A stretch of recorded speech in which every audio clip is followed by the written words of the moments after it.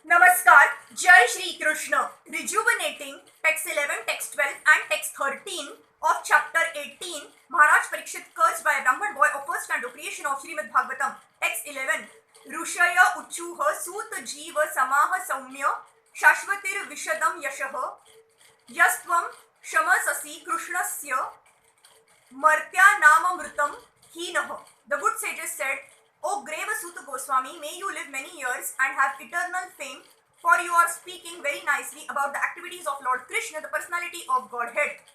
This is just like nectar for mortal beings like us. When we hear about the transcendental qualities and activities of the personality of Godhead, we may always remember what has been spoken by the Lord himself in the Bhagavad Gita 4.9. His acts, even when he acts in human society, are all transcendental because they are all accentuated by the spiritual energy of the Lord, which is distinguished from his material energy. As stated in the Bhagavad Gita, such acts are called divyam. This means that he does not act or take his birth like an ordinary living being under the custody of material energy. Nor is his body material or changeable like that of ordinary living beings. And one who understands this fact either from the Lord or from authoritative sources is not reborn after leaving the present material body. Such an enlightened soul is admitted into the spiritual realm of the Lord and engages in the transcendental loving service of the Lord.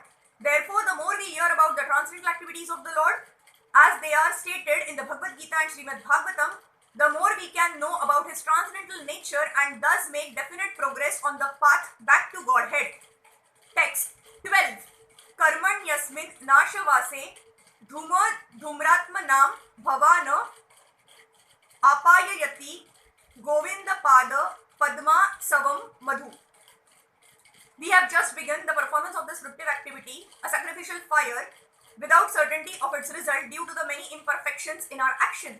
Our bodies have become black from the smoke, but we are factually pleased by the nectar of the lotus feet of the personality of Godhead Govinda, which you are distributing. The sacrificial fire kindled by the sages of Naimisharanya was certainly full of smoke and doubts because of so many flaws. The first flaw is that there is an acute scarcity of expert Brahmanas able to carry out such performances successfully in this age of Kali. Any discrepancy in such sacrifices spoils the whole show and the result is uncertain like agricultural enterprises. The good result of tilling the paddy field depends on providential rain and therefore the result is uncertain. Similarly, performance of any kind of sacrifice in this age of Kali is also uncertain. Unscrupulous, greedy Brahmanas of the age of Kali induce the innocent public to such uncertain sacrificial shows without disclosing the scriptural injunction that in the age of Kali there is no fructive sacrificial performance but the sacrifice of the congregational chanting of the holy name of the Lord. Suta Goswami was narrating the transcendental activities of the Lord before the congregation of sages and they were factually perceiving the result of hearing these transcendental activities. One can feel this practically as one can feel the result of eating food. Spiritual realization acts in that way. The sages of Naimisharanya were practically sufferers from the smoke of a sacrificial fire and were doubtful about the result, but by hearing from a realized person like Suta Goswami, they were fully satisfied. In the Brahma Vaivarta Puran, Vishnu tells Shiv that in the age of Kali, men full of anxieties of various kinds can vainly labor in fructive activity and philosophical speculation, but when they are engaged in devotional service, the result is sure and certain and there is no loss of energy. In other words, nothing performed for spiritual realization or for material benefit can be successful without the devotional service to the Lord. Text 13. Tulayama lave napi na swargam na punar bhavam bhagvat sangi sangasya martya nam kimuttashi shaha. The value of a moment's association with the devotee of the Lord cannot even be compared to the attainment of heavenly planets or liberation from matter, and what to speak of worldly benedictions in the form of material prosperity, which are for those who are meant for death. When there are some similar points, it is possible to compare one thing to another.